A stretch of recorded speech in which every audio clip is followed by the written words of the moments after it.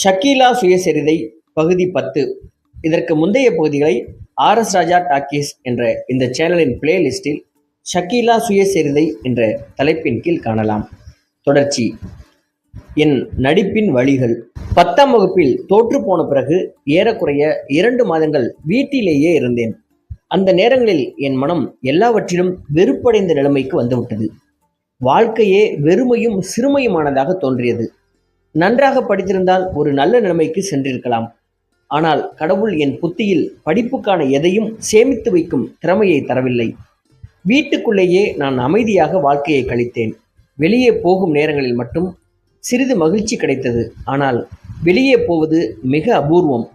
பொருளாதார சிக்கல்கள் அதிகமானதால் எங்களை சினிமாவுக்கோ சர்க்கஸுக்கோ அழைத்து போவதை அப்பா முற்றிலுமாக நிறுத்திவிட்டார். எப்போதாவது மெரினா பீச் வரை செல்வோம். ஆனால் கடல் அலைகளில் குதித்தாடும்